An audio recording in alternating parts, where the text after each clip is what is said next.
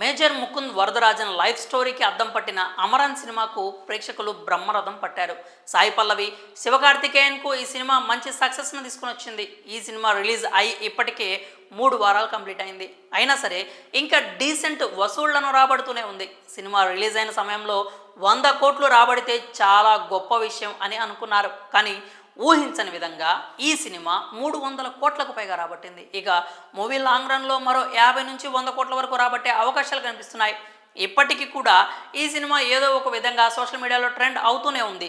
ఇక రీసెంట్గా 300 కోట్ల పోస్టర్ కూడా సోషల్ మీడియాలో వైరల్ అయింది. దానిపై చాలా రకాల కాంట్రవర్సీలు కూడా నడిచాయి. రిలీజ్కి ముందు సాయి పల్లవి ఫోటో వాడారని, కానీ సక్సెస్ తర్వాత మాత్రం పట్టించుకోవట్లేదంటూ ట్రోల్ చేశారు. కానీ చివరికి అది ఫ్యాన్ మేడ్ పోస్టర్ అని తెలియడంతో సైలెంట్ అయిపోయారు. ఇక ఇప్పుడు ఈ సినిమాకు మరో కష్టం వచ్చి పడింది.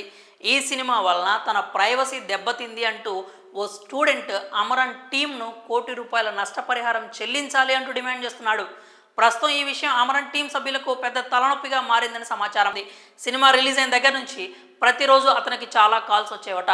దీంతో తన సమయం వృధా అవుతోందని, దానితో పాటు తన ప్రైవసీ దెబ్బతింది అంటూ ఆ స్టూడెంట్ ఆగ్రహం వ్యక్తం చేస్తున్నాడు.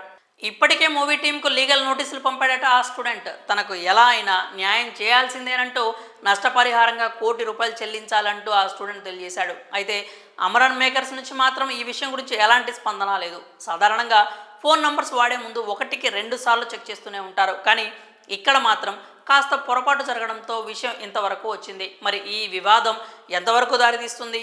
అతను కోరినట్లుగా అమరన్ మేకర్స్ నష్టపరిహారం చెల్లిస్తారా లేదా అనే విషయాలు తెలియాల్సి ఉంది.